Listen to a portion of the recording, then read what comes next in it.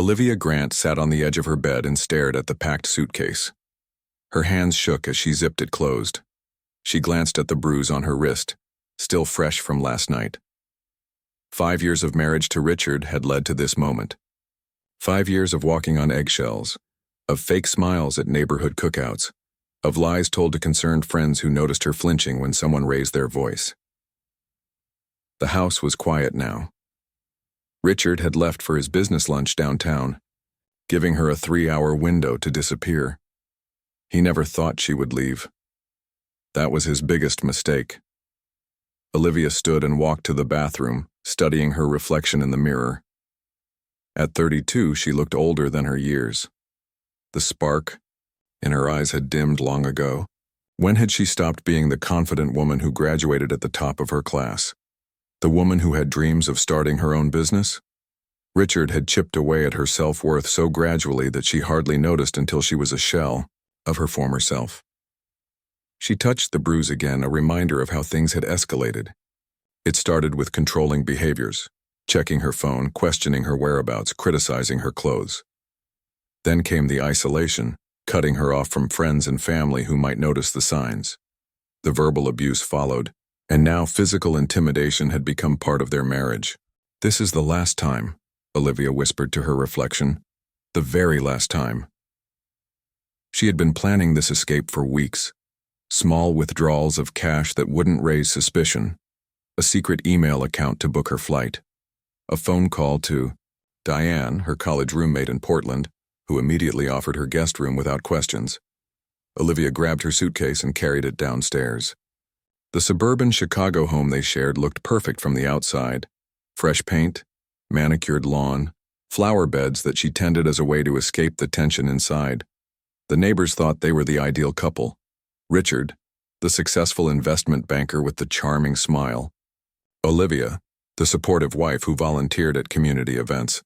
No one saw what happened behind closed doors. In the kitchen, Olivia pulled out a notepad and pen. What could she possibly say after all this time? After a moment, she wrote simply, "Don't try to find me. It's over." She placed her wedding ring on top of the note. Her phone buzzed with a calendar alert. Richard's lunch would end in 2 hours. She needed to move quickly. Olivia called a rideshare and waited by the window, half expecting to see Richard's car pull into the driveway at any moment. When the driver arrived, she took one last look at the house. There was nothing here she would miss. The driver, a middle-aged woman with kind eyes, noticed Olivia's nervous glances at the rearview mirror. "You okay, honey?" she asked. "I will be," Olivia replied, surprised at the steadiness in her voice. The driver nodded, seeming to understand without further explanation. "Where to?" "O'Hare Airport, please." As they drove away from the neighborhood, Olivia felt a weight lifting from her chest. She had fantasized about this moment countless times, but the reality felt surreal. Was she really doing this? Was she brave enough to start over? Her phone buzzed again. A text from Richard. "Meeting running late. Won't be home until 6. More time. A small blessing." She turned off her location sharing and put her phone on silent. At the airport, Olivia moved through security in a daze. Her flight to Portland wasn't for another hour, but she wanted to get to the gate as quickly as possible. Richard knew her friends, her favorite places. Portland was her best option, far enough away that he wouldn't think to look there immediately, and Diane was the one friend she had managed to stay in loose contact with despite Richard's disapproval. Olivia found a quiet corner near her gate and sat down, her body exhausted from the constant state of alertness. For the first time that day, she allowed herself to imagine a new life, a job, perhaps in graphic design like she'd studied in college, a small apartment of her own, morning coffee without walking on eggshells, friendships without Richard's jealousy overshadowing them. Her phone buzzed again, a call from Richard this time. Her heart raced as she declined it. Seconds later, a voicemail notification appeared. Against her better judgment, she listened. "Olivia, where are you? I came home early to surprise you. Call me back right now." His voice was controlled, but she recognized the underlying anger. He knew something was wrong. More texts followed. "Your clothes are gone. What's going on?" Then, if you're leaving me, you're making a huge mistake. And finally, I've done everything for you. You're nothing without me. That last message strengthened her resolve. She had heard those words too many times before. You're nothing without me. How had she ever believed that? The airport became busier as the afternoon progressed. Announcements echoed overhead, families rushed to gates, business travelers talked loudly on phones. The noise helped drown out the thoughts racing through Olivia's mind. What if Richard guessed she was at the airport? What if he called the airlines? What if he reported her missing to police? She pulled up Diane's contact information and sent a quick text. On my way. Thank you for everything. Diane replied immediately with a heart emoji and, doors open whenever you get here. Olivia felt tears threatening to spill. A real friend. Someone who hadn't forgotten her despite the years of distance Richard had created. A gate change announcement caught her attention. She gathered her things and moved to the new gate, finding it more crowded than the previous one. Her anxiety grew as more texts came from Richard, each one angrier than the last. She turned her phone off completely. The boarding process began and Olivia joined the line, her heart pounding so loudly she was sure others could hear it. When she handed her boarding pass to the gate agent, her hand trembled. Everything okay, ma'am? The agent asked. Olivia nodded quickly. Just nervous about flying, she lied. The agent smiled sympathetically. You'll be fine. Enjoy your flight. On the plane, Olivia stowed her small carry-on and settled into her window seat. As other passengers filed in, she kept her gaze fixed outside, watching ground crew load luggage. Any moment now, she expected to hear her name called over the intercom, to be removed from the flight because Richard had somehow found her. But no call came. The remaining seats filled. The flight attendants performed their safety demonstration. The plane pushed back from the gate. Only when they were airborne did Olivia release the breath she'd been holding. She had done it. She had actually left as... The plane climbed higher. Chicago grew smaller below her. Somewhere down there was the house she'd lived in for 5 years. Somewhere down there, Richard was realizing she wasn't coming back. Her thoughts were interrupted by an announcement from the captain. Folks, we're now at our cruising altitude of 36,000 feet. Flight time to Phoenix today will be approximately 3 hours and 20 minutes. Phoenix? Olivia's stomach dropped. She fumbled for her boarding pass and stared at it in horror. PHX, not PDX. In her distracted, anxious state, she had gone to the wrong gate. She wasn't heading to Portland and Diane's safe haven. She was flying to Phoenix, Arizona, where she knew no one, where she had no plan. Excuse me, she said to a passing flight attendant. I think I'm on the wrong flight. I'm supposed to be going to Portland. The flight attendant's sympathetic expression confirmed her mistake. I'm so sorry, but we're already on our way to Phoenix. When we land, customer service can help you book a new flight. Olivia fell back against her seat, panic rising in her chest. A new flight meant using her credit card, which Richard could track. It meant hours in another airport where he might find her. First time having a panic attack on a plane? The deep voice came from beside her. Olivia turned to see a man she hadn't noticed before. He was older, maybe early 40s, with gray sprinkled through his dark hair and eyes that seemed both kind and cautious. He offered her a tissue, and Olivia realized tears were streaming down her face. I got on the wrong flight, she whispered, taking the tissue. It seemed like such a small problem to share, when the real issue was so much bigger. I've done that before, he said with a gentle smile. Name's Alan, by the way. Olivia, she replied automatically, then immediately regretted giving her real name. What if Richard somehow found this man? What if everyone was a potential link back to the life she was fleeing? As if sensing her withdrawal, Alan didn't press further. Well, Olivia, sometimes the wrong flight takes us exactly where we need to go. She looked at him skeptically, dabbing at her tears. Trust me, he added quietly. I speak from experience. Something in his tone made her wonder what kind of experience he meant.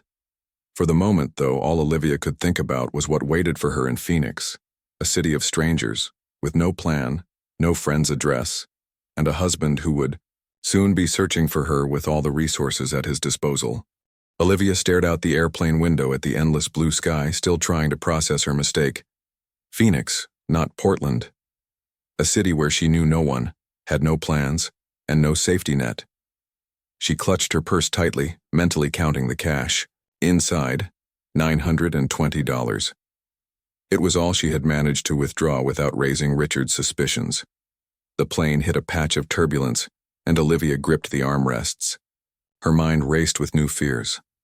How long would it take Richard to figure out she had gone to the airport? Would he check flight records? He had connections everywhere. A college friend who worked for the TSA, business clients at major credit, card companies. If she used her card to book a new flight to Portland, he would know instantly. Water? The flight attendant's voice pulled her from her thoughts. Olivia nodded and accepted the small plastic cup with shaking hands. Beside her, Alan seemed to be reading a book, though Olivia sensed he was giving her space rather than truly absorbed in his reading. She was grateful for the silence. She needed to think. After a few minutes, Olivia reached for her phone, then remembered she had turned it off. Part of her wanted to check if Richard had left more messages. Another part knew that nothing good would come from reading them. Her phone also held her boarding pass to Portland, evidence of her intended destination. If Richard somehow tracked her phone and saw that boarding pass, he would focus his search on Portland, not Phoenix. A small advantage in her accidental misdirection. Sometimes, Alan said quietly beside her, closing his book, the universe has different plans for us than the ones we make for ourselves.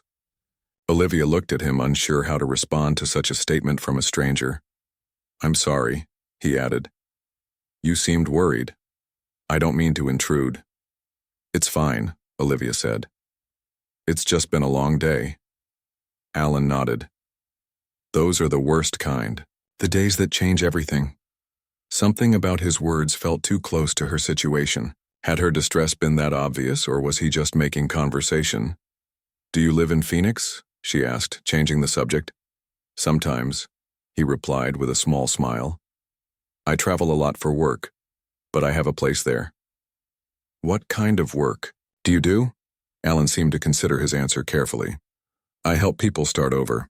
The phrase sent a chill down Olivia's spine. It was exactly what she was trying to do, start over.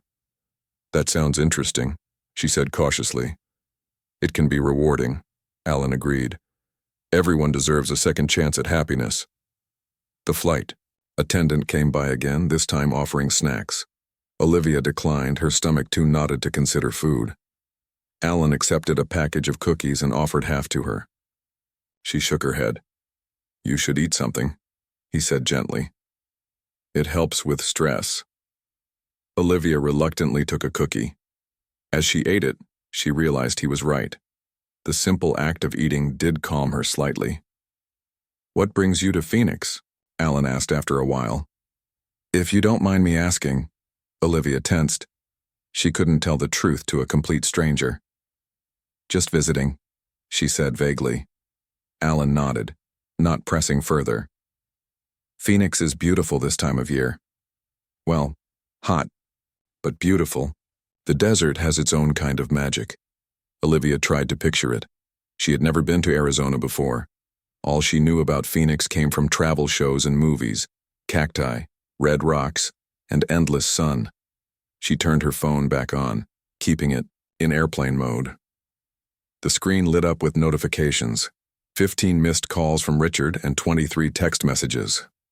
Her heart pounded as she scrolled through them. Where are you? The first few asked. Answer your phone now. Several demanded. I've called your friends, no one knows where you are. I've contacted the airlines, they can't give me information, but I'll find out. If you think you can leave me, you're wrong. Everything you have is because of me. I'll find you. That last message sent a wave of nausea through her. She quickly turned the phone off again. Bad news? Alan asked, his voice concerned. Olivia shook her head, not trusting herself to speak. Alan seemed to understand. He returned to his book, giving her privacy with her thoughts. The captain's voice came over the intercom, announcing they would begin their descent into Phoenix in 20 minutes. Olivia took a deep breath. She needed a plan. She could book a hotel for the night using cash. Then what? Richard would be watching for her credit card activity. He would be calling everyone they knew. She couldn't risk contacting Diane now. Richard might already be monitoring her friends' calls and messages. Olivia felt trapped, even as she flew farther away from her prison of a home. As if reading her thoughts, Alan spoke again. Phoenix is a big city, easy to get lost in if that's what someone wanted. Olivia looked at him sharply. What do you mean by that? Alan shrugged. Just an observation. Some people go to cities to be found. Others go to disappear. And which are you? Olivia asked before she could stop herself. A sad smile crossed his face. I was the second kind once upon a time. Now I'm somewhere in between. The plane began its descent, the pressure change making Olivia's ears pop. Outside the window, the landscape transformed from endless blue to the browns and reds of the desert. Mountains rose in the distance, their shapes harsh and beautiful against the horizon. If you need recommendations for places to stay, Alan said as they began their final approach, I know some good options that don't require credit cards. Olivia's suspicions rose again. Was this man dangerous? Was he trying to lure her somewhere? Or was he genuinely trying to help? Thank you, but I'll be fine, she said firmly. Alan nodded, respecting her caution. Of course, just thought I'd offer. The plane touched down with a slight bump, rolling along the runway before slowing to a taxi. All around them, people began gathering their belongings, turning on phones, making plans with whoever waited for them. Olivia had no one waiting. No plan beyond getting off this plane. As they stood to exit, Alan reached into his pocket and pulled out a business card. It was plain white with just a phone number printed in black. If you need anything while you're in Phoenix, he said, offering it to her. Any recommendations or help finding your way around? You can reach me at this number. Olivia hesitated before taking the card. Why would you help a stranger? Alan's eyes held hers for a moment. Because someone once helped me when I was lost. Sometimes all it takes is one person who sees you're drowning and throws you a lifeline. Before she could respond, the line of passengers began moving toward the exit. Alan nodded goodbye and moved ahead, leaving Olivia to follow with her small suitcase and racing thoughts. The Phoenix airport buzzed with activity. Olivia followed signs to baggage claim, though she had nothing to retrieve. She needed time to think, to plan her next move. She found a quiet corner near an information desk and sat down, watching people reunite with loved ones or hurry toward ground transportation, normal people with normal lives. How had her life become this desperate escape? Her phone burned in her pocket. She wanted to check it again, but feared what new threats Richard might have sent. Instead, she pulled out Alan's card and stared at the simple phone number. No name, no company. Just 10 digits offering help from a stranger who seemed to understand her situation without her saying a word. Was it a trap? Or was it the universe's way of compensating for her boarding the wrong flight? A voice over the intercom announced the arrival of a flight from Chicago. Olivia froze. What if Richard had somehow figured out she was on a plane and followed her? It was unlikely. Barely 2 hours had passed since she left home. But fear wasn't rational. She stood quickly and headed toward the exit, merging with a group of tourists. Outside, the Arizona heat hit her like a physical force. The air was dry, nothing like Chicago's humidity, but the temperature must have been over 100 degrees. Taxis and ride-shares lined the pickup area. Olivia hesitated, unsure where to go. A hotel, yes, but which one? Somewhere Richard wouldn't think to look if he somehow tracked her to Phoenix. Somewhere she could pay cash. She joined the taxi line, rehearsing what to say to the driver. As she waited, she noticed a familiar figure walking toward the parking garage. Alan. He wasn't looking her way, and something made Olivia call out. Alan! He turned, surprise crossing his face when he saw her. He walked back toward her. I was wondering, Olivia said, lowering her voice, about those hotel recommendations. Places that don't need credit cards? Alan studied her face for a moment. There's a place called Desert Haven Motel. It's clean, safe, and the owner, Betty, is a good person. Tell her Alan sent you. She'll take cash, no questions asked. Olivia nodded, grateful for the specific recommendation. Thank you. Do you need a ride? Alan asked. I'm heading that direction. Every warning Olivia had ever heard about not getting into cars with strangers flashed through her mind. Yet something about Alan made her want to trust him. The calm way he spoke, the understanding in his eyes, the fact that he hadn't pressed her for details about why she was running. Because that's what he saw, she realized. He saw that she was running from something. I'll take a taxi, she said finally. But thank you. Alan nodded, respecting her decision. The address is 4580 East Palm Road. It's about 20 minutes from here. He hesitated, then added, Olivia, whatever you're running from, Phoenix can be a good place to catch your breath and figure out your next steps. With that, he turned and walked away, leaving Olivia to wonder how much he had guessed about her situation. The Desert Haven Motel looked better than Olivia expected. Small but clean, with a row of rooms facing a courtyard where cacti and desert flowers grew around a modest swimming pool. The taxi dropped her off at the front office, a small building, with a neon vacancy sign glowing in the window despite the bright afternoon sun. Inside, a fan spun lazily overhead. An older woman with silver hair pulled into a bun looked up from behind the counter. Her name tag read, Betty. Can I help you? She asked, her voice warm and her eyes curious. Olivia gripped her suitcase handle tightly. I need a room. Alan recommended this place. Betty's expression changed slightly at the mention of Alan's name. She studied Olivia more carefully, taking in her wrinkled clothes and the tired look in her eyes. Any friend of Alan's is welcome here, Betty said after a moment. How many nights? 2 to start, Olivia said. She had no idea how long she would need to stay, but 2 nights would give her time to think. Room 12 is available. It's in the back corner, nice and quiet. Betty named a price that seemed reasonable, and Olivia counted out the cash. No credit card? Olivia asked, still expecting a catch. Betty shook her head. Cash is fine. We're old-fashioned that way. She slid a key across the counter. Checkout is at 11, but let me know if you need to extend your stay. Olivia thanked her and headed toward her room.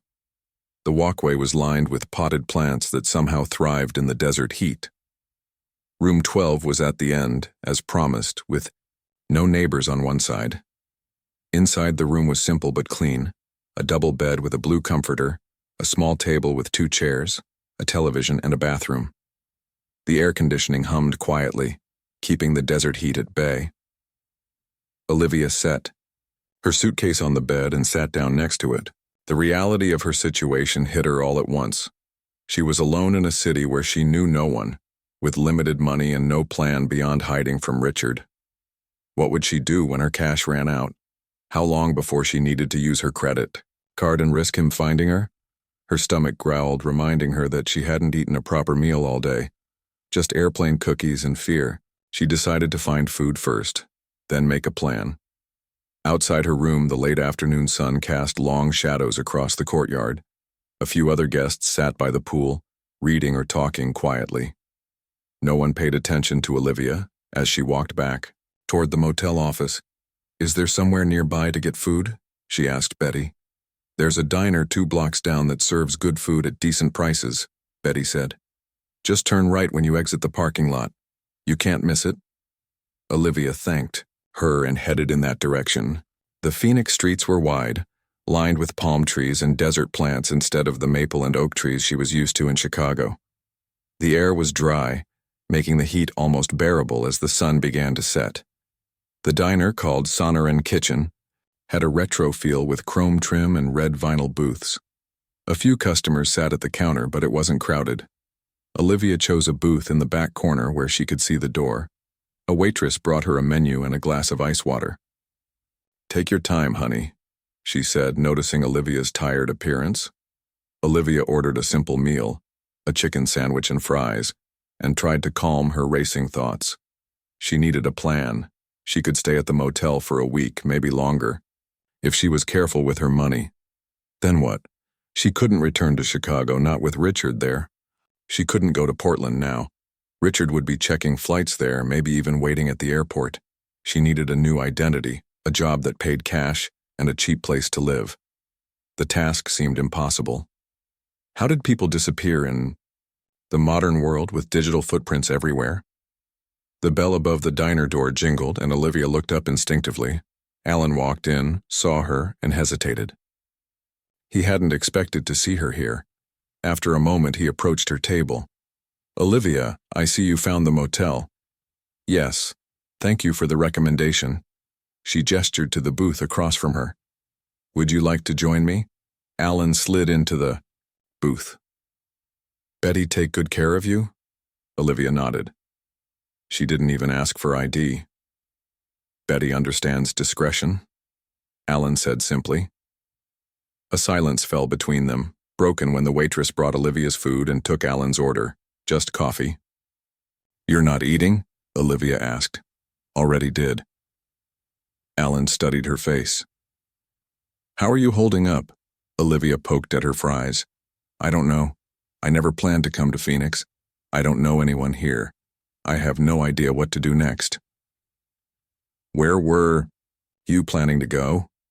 "Portland," Olivia admitted. "I have a friend there." Alan nodded thoughtfully. "You could still go there in a few days once things settle down." "It's not that simple." Olivia took a bite of her sandwich, suddenly realizing how hungry she was. After swallowing, she added, "The person I'm avoiding will be watching for me there. He has ways of tracking me." Alan didn't seem surprised by this information. Credit cards, phone, social media, all of that, plus connections with people who can access information. Sounds like someone with resources and determination. Alan's voice remained calm, but his eyes were serious. "That makes disappearing more complicated, but not impossible." "You sound like you know a lot about disappearing," Olivia said, watching his reaction. Alan's fingers tapped lightly on his coffee cup. "I told you on the plane, I help people start over. That sometimes includes people who need to disappear." "What does that mean exactly? What do you do?" Alan looked around the diner, then leaned forward slightly. "I run a small foundation that helps people escape dangerous situations. Usually domestic violence, sometimes other threats. We provide resources, safe housing, new identities when necessary, and support networks." "That's..." Olivia struggled to find the right word. "Unusual." A small smile crossed Alan's face. "Yes, it is, but necessary." "Why would you do that kind of work?" Alan was quiet for a moment. "Because I needed that kind of help once and someone was there for me. I'm paying it forward." Olivia felt a flicker of hope for the first time since boarding the wrong plane. "So you help people like me, people running from someone?" "If that's what you're doing, then yes." Alan's gaze was direct. "But I don't know your story, Olivia. I only know what I've observed. A woman traveling alone, clearly afraid, checking her phone for messages that upset her, mentioning she got on the wrong flight, asking for a hotel that takes cash. These are patterns I recognize." The waitress refilled their drinks and moved away. Olivia took a deep breath. She had to decide whether to trust this stranger. Her instincts told her he was genuine, but her experience with Richard had taught her that people weren't always what they seemed. "My husband," she said finally, her voice barely above a whisper. "I left my husband this morning. He's controlling, dangerous when angry. It took me months to plan my escape." Alan nodded, his expression unchanged.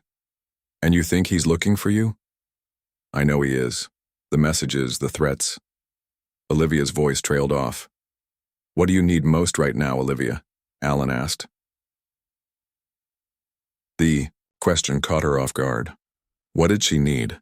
Safety, a plan, money, a new identity. All of it seemed overwhelming.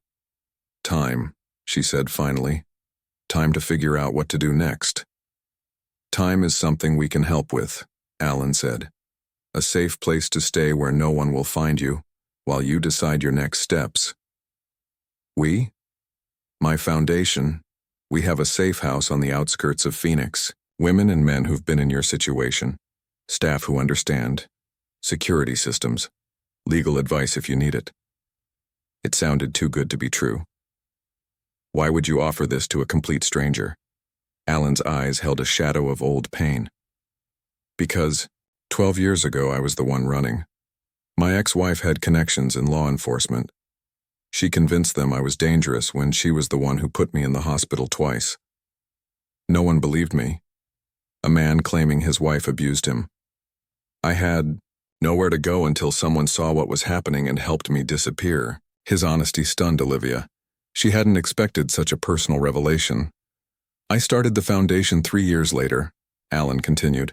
We've helped over 200 people since then, not just women running from abusive husbands, though that's common. Also men escaping violent partners, people fleeing stalkers, witnesses who need protection. And you just happened to sit next to me on the plane? Olivia asked, still suspicious. Alan smiled. Pure coincidence. But I recognize the signs because I've seen them so many times before. The fear in your eyes. The way you kept checking your phone. Your panic when you realized you were on the wrong flight. Olivia finished her sandwich thinking about his offer. A safe house sounded perfect, but trusting a stranger with her safety went against everything she'd been taught. I don't know, she said finally. This is a lot to process. I understand, Alan said. Take your time. The offer stands. If you decide you want help, call the number on that card I gave you. He reached for his wallet. Let me get your dinner. No, Olivia said firmly. I can pay for myself. Alan nodded, respecting her independence. Fair enough. He finished his coffee and stood. Betty will let you stay at the motel as long as you need. You're safe there for now. He put a business card on the table, different from the plain one he'd given her at the airport. This one had a logo, a phoenix rising from flames, with the words Phoenix Rising Foundation beneath it. If you want to learn more about what we do before making any decisions, our website is on the card. Public library has computers if you don't want to use your... Olivia woke early the next morning, momentarily confused by the unfamiliar room. The events of yesterday rushed back. Her escape from Richard, the wrong flight, meeting Alan. She checked her phone, still in airplane mode. The battery was low, and she plugged it into the charger. Part of her wanted to check for messages, but she resisted. Nothing good would come from reading Richard's threats. After a quick shower, she dressed and stepped outside. The desert morning was cool and clear, the sky a perfect blue. A few guests walked around the courtyard carrying coffee cups and enjoying the brief window before the heat set in. Olivia decided to find the public library Alan had mentioned. She needed to research the Phoenix Rising Foundation before making any decisions. At the front office, Betty was arranging fresh flowers on the counter. Good morning, Betty said with a warm smile. Sleep well? Yes, thank you, Olivia replied. Could you point me to the nearest public library? 3 blocks that way, Betty said, pointing. Take the first right, then it's on the left. Can't miss it. Thanks. And is there a convenience store nearby? I need a few things. Betty gave her directions to a store just a block away. Before leaving, Olivia asked, Betty, how do you know Alan? Betty's expression softened. He helped my niece a few years back. Terrible situation with her ex-husband. Alan got her set up in a new city with a new job. She's doing great now. She arranged the last flower in the vase. Alan's one of the good ones. This small confirmation of Alan's story eased some of Olivia's doubts. She thanked Betty and headed to the convenience store first, buying a cheap prepaid phone, some snacks, and basic toiletries. It felt strange to shop for necessities when just yesterday she had been living her normal life in Chicago. Well, normal, on the outside at least. The library was a modern building with large windows and a helpful staff. Olivia found an empty computer in a quiet corner and searched for the Phoenix Rising Foundation. Their website was simple but professional, describing their mission to help survivors of domestic violence and other dangerous situations start new lives. There were testimonials from people they had helped, with first names only and no photos for safety reasons. One section explained their approach: temporary safe housing, legal assistance, job placement, even new identity services in extreme cases. The foundation was funded by private donations and grants, with a small staff and many volunteers who were themselves survivors. Nothing about the website raised red flags. If anything, it seemed like exactly what Olivia needed. Still, caution held her back. What if this was all an elaborate trap? What if Alan somehow worked for Richard? The thought seemed paranoid, but Richard had taught her that paranoia sometimes kept you safe. Olivia left the library and walked back toward the motel, stopping at a small park to sit on a bench and think. The desert landscape still felt alien: cacti instead of trees, stone instead of grass. Yet there was beauty in its starkness, in the way life adapted to harsh conditions. She was trying to adapt too. To survive. Using the new prepaid phone, she called the number on Alan's card. A woman answered. "Phoenix Rising." "My name is Olivia," she said. "Alan gave me this number. I'd like to learn more about your services." "Of course," the woman replied. "We can schedule an intake assessment. Would you prefer to come to our office, or would you like to meet at a neutral location?" The question acknowledged her potential fear, which Olivia appreciated. "A neutral location, please." They arranged to meet at a coffee shop near the library in an hour. The woman, who introduced herself as Samantha, described herself so Olivia would recognize her: tall with short blonde hair, wearing a blue shirt. The coffee shop was busy when Olivia arrived, which felt safer somehow. More witnesses if something went wrong. She spotted Samantha at a corner table and approached cautiously. "Olivia?" Samantha asked with a kind smile. She appeared to be in her 40s, with laugh lines around her eyes. Olivia nodded and sat down. Samantha didn't offer to shake hands, as if understanding Olivia's need for space. "Would you like something to drink?" Samantha asked. "Just water, thanks." While Samantha went to get their drinks, Olivia studied the other customers, looking for anyone suspicious. An old habit from living with Richard, who often accused her of looking at other men when they were in public. She had learned to keep her eyes down, but now she needed to be aware of her surroundings. Samantha returned with water for Olivia and tea for herself. "So, Alan told me a little about your situation. You're new to Phoenix and need help starting over." "Yes," Olivia confirmed. "I left a bad situation yesterday. Got on the wrong flight and ended up here by mistake. I met Alan on the plane." "Sometimes mistakes turn out to be blessings," Samantha said. "I didn't plan to come to Phoenix either. I was running from my ex-husband in Florida when my car broke down here. 8 years later, I'm still here helping others." This revelation surprised Olivia. "You work for the foundation?" "I'm the intake coordinator," Samantha explained. "Everyone who works with us has been through something similar. We understand because we've lived it." Over the next hour, Samantha explained how the foundation could help: immediate safe housing, legal advice about divorce and restraining orders, financial assistance, job placement, even therapy.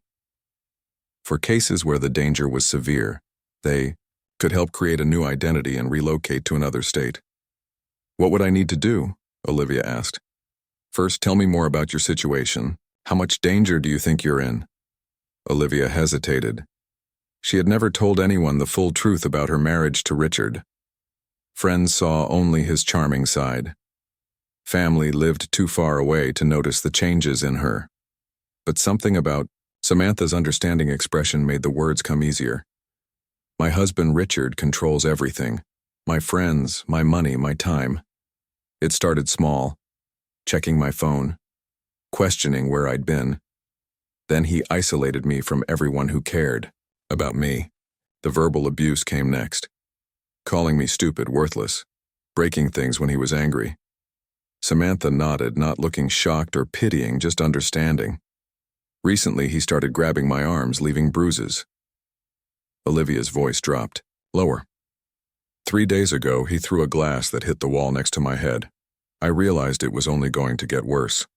You were right to leave, Samantha said firmly. That pattern almost always escalates. Richard has money and connections, Olivia continued. He works in finance, knows people at credit card companies, has friends in law enforcement. He's charming. In public, everyone loves him. No one would believe me. We believe you, Samantha said simply, and we can help. The sincerity in her voice brought tears to Olivia's eyes. She wiped them away quickly, embarrassed. Our safe house has room, Samantha continued. You can stay there while we figure out your next steps. No pressure, no commitment. If you decide it's not right for you, you can leave any time. It sounded too good to be true. What's the catch? No catch, Samantha assured her. The foundation exists because people like Alan and me know what you're going through. We've been there. Now we help others. Olivia thought about her options. Stay at the motel until her money ran out. Try to find a job without using her real name. Keep looking over her shoulder, waiting for Richard to find her. When could I see this safe house? She asked. I can take you there now if you'd like. You can meet some of the staff and residents, see if it feels right for you. Olivia nodded slowly. I need to get my things from the motel first. They arranged to meet in an hour. Back at the Desert Haven Motel, Olivia packed her few belongings and went to the office to tell Betty she was checking out. Found something better? Betty asked. Maybe. I'm going to check out the Phoenix Rising safe house. Betty nodded approvingly. Good choice. My niece stayed there for a month before moving to Oregon. Said it was the first time she felt safe in years. This second confirmation of the foundation's legitimacy eased more of Olivia's doubts. She paid her bill and waited outside for Samantha. When Samantha's car pulled up, Olivia hesitated for just a moment. Getting into a car with someone she had just met went against every safety rule, but staying in Phoenix alone with limited money and no plan seemed more dangerous in the long run. She got in the car, her suitcase at her feet. As they drove through Phoenix, Samantha pointed out landmarks and neighborhoods, keeping the conversation light. After about 20 minutes, they turned onto a quiet street lined with similar-looking houses. We try to blend in, Samantha explained as they pulled into a driveway. No signs, nothing to draw attention. Just another house in a regular neighborhood. From the outside, the safe house looked like any other home, a one-story stucco building, with desert landscaping. But Olivia noticed the security cameras discreetly mounted at the corners and the heavy-duty locks on the door. Inside, the house was bright and welcoming. A large living room with comfortable furniture, a kitchen where someone was preparing lunch, hallways leading to what Olivia assumed were bedrooms. Alan was there, talking to a young woman in the living room. He looked up as Olivia entered and smiled slightly as if pleased but not surprised to see her. Olivia, he said, approaching. I'm glad you came. I haven't decided to stay yet, she clarified. I'm just looking. Of course, he agreed. Take your time, look around, ask questions, talk to the other residents. This decision has to be yours, as Samantha showed her. 6 weeks passed quickly at the Phoenix Rising safe house. Olivia settled into a routine that felt both strange and comforting. Morning group meetings where residents shared their struggles and victories. Afternoon sessions with a lawyer who helped her file for divorce from Richard and get a restraining order. Computer classes to learn new skills for future employment. Therapy sessions where she finally spoke about the years of emotional abuse that had worn down her confidence. The other residents became something like family. 4 women and 2 men, all escaping dangerous relationships, all rebuilding their lives piece by piece. They cooked meals together, watched movies in the evenings, and understood when someone needed space or had a bad day. Olivia shared a room with Kate, a soft-spoken teacher who had fled an abusive boyfriend in California. At night, they sometimes talked about their past lives and their hopes for the future. Simple conversations that helped heal old wounds. One morning, Alan asked to speak with Olivia privately. They sat in the small office at the back of the house, sunlight streaming through the blinds. You've been here 6 weeks now, Alan said. How are you feeling? Olivia considered the question. Safer, stronger. Less afraid. Alan nodded. The legal team says your divorce papers have been filed. Richard was served last week. This news sent a chill through Olivia. How did he react? According to our contact at the courthouse, he was angry, but controlled. He's hired a lawyer who's demanding to know your location. Will they have to tell him? Fear crept back into her voice. No, Alan assured her. Your address is listed as your lawyer's office. The restraining order prevents him from coming within 500 feet of you, and the police have been notified about his history of abuse. Olivia breathed a little easier. The Foundation's legal team had been thorough in documenting Richard's behavior, collecting evidence from her medical records, showing suspicious injuries and gathering statements from neighbors who had heard arguments. There's something else we need to discuss, Alan continued. Your long-term plans. The safe house is designed for temporary stays, usually 2 to 3 months. You've made excellent progress, and soon you'll need to think about next steps. This was a conversation Olivia had been avoiding. The safe house felt secure, protected. The outside world still seemed full of dangers. What are my options? She asked. Several, Alan said. We can help you find a job and apartment here in Phoenix. We have connections with employers who understand situations like yours. Or, if you'd prefer to leave Arizona entirely, we can arrange relocation to another city where we have partner organizations. Would Richard be able to find me if I stay in Phoenix? Alan considered this. It's possible, though unlikely. He knows you came to Phoenix by mistake, but has no reason to think you stayed. Our legal team monitors his activities, and so far, he's been focusing his search on Portland, where you were originally headed. Olivia thought about her options. She had grown to like Phoenix over the past weeks. The desert landscape that once seemed alien now felt peaceful. She had made friends at the safe house. Starting over in yet another new city meant rebuilding again from nothing. I think I'd like to stay in Phoenix, she said finally. At least for now. Alan nodded, seemingly pleased with her decision. In that case, we should talk about your new identity. This was another difficult topic. The Foundation had suggested that, given Richard's resources and connections, Olivia should consider legally changing her name for her own safety. Have you thought about what name you might choose? Alan asked. Olivia had been considering this for weeks. A new name meant leaving behind the last piece of her old life. Yet it also represented a fresh start, unburdened by the past. I was thinking of Lily, she said. Lily Bennett. Lily Bennett, Alan repeated. It suits you. Lilies are flowers that can grow even in harsh conditions. They're survivors. The next 2 weeks were filled with preparations for Olivia's new life as Lily Bennett. The Foundation's legal team began the process of legally changing her name. Their housing coordinator found her a small apartment in a secure building on the east side of Phoenix.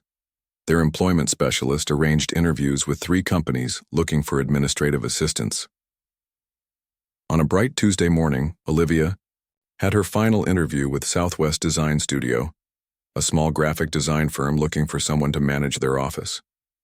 The owner, a woman named Paula, seemed impressed with Olivia's skills and experience. When can you start? Paula asked at the end of the interview.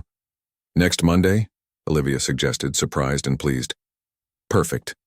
We'll see you at 9 a.m. Olivia left the interview feeling lighter than she had in years. A job, an apartment, a new name, the beginnings of a new life. Back at the safe house, she shared the good news with the other residents. They celebrated with a special dinner that evening, a tradition whenever someone reached a milestone in their journey. 2 days later, Olivia moved into her apartment. It was small, but bright, with a balcony overlooking a courtyard garden. The Foundation had helped furnish it with donated items, a comfortable sofa, a bed, a kitchen table with 2 chairs. Simple but functional. Samantha and Kate helped her move in, arranging the furniture and hanging curtains. By evening, the apartment felt like a home, Olivia's home. No Richard to criticize her choices or remind her that he paid for everything. How does it feel? Samantha asked as they sat on the balcony, watching the sunset paint the desert sky in shades of orange and pink. Scary, Olivia admitted, but good scary, like the first day of school. That feeling never completely goes away, Samantha said, but it gets easier, and you have all of us behind you. After Samantha and Kate left, Olivia stood alone on her balcony, watching as stars appeared in the darkening sky. 6 weeks ago, she had fled her home with nothing but a suitcase and fear. She had boarded the wrong plane and landed in a city where she knew no one. What had seemed like the worst mistake of her life had led her here, to this moment of peace and possibility. Her new phone buzzed with a text message from Alan. "Settled in okay?" "Yes," she replied. "Everything is good. Thank you for everything. Remember, weekly support group is Thursday at 7. I'll pick you up at 6:30. Olivia smiled. The foundation didn't just help people escape. They stayed connected, offering ongoing support as survivors built their new lives. The next morning, Olivia woke early. Her first day as Lily Bennett stretched before her. She dressed carefully in clothes she had chosen herself, applied light makeup, and pinned her hair up in a style Richard had never approved of. The woman in the mirror looked different, stronger, more confident. She still had moments of fear. Still checked over her shoulder when walking to her car. Still kept the foundation's emergency number on speed dial. But those fears no longer controlled her. On her way to her first day of work, Olivia stopped at a small garden center and bought a potted lily plant for her desk, a reminder of who she was becoming. The design studio welcomed her warmly. Paula showed her around, introduced her to the staff, and explained her duties. By lunchtime, Olivia felt as if she had worked there for months rather than hours. Settling in. "Okay, Lily?" Paula asked when she stopped by Olivia's desk later. The name still felt new on her ears, but not wrong. "Yes," she replied with a genuine smile. "I think I'm exactly where I need to be." That evening, Olivia sat on her balcony again, watching the desert sunset. She thought about the chain of events that had brought her here. The courage to leave Richard, the mistake at the airport, the conversation with a stranger on a plane. Some people might call it all a lucky accident, but Olivia preferred to think of it as the universe course correcting, guiding her to where she needed to be even when she thought she was lost. Her phone buzzed with a notification.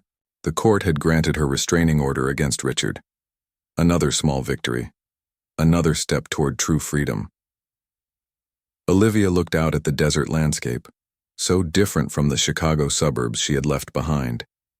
The cacti and desert flowers had found ways to thrive in harsh conditions, adapting and growing despite the challenges. She was learning to do the same.